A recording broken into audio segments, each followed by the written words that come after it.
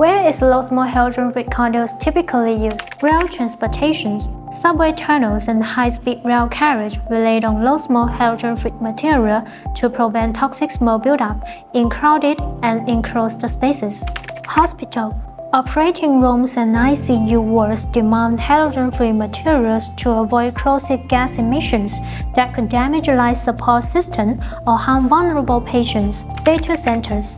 Server rooms and UPS factory rooms use low smoke halogen-free material to shield sensitive electronics from acidic gases released by burning PVC, which can corrode circuitry and trigger costly failures. School.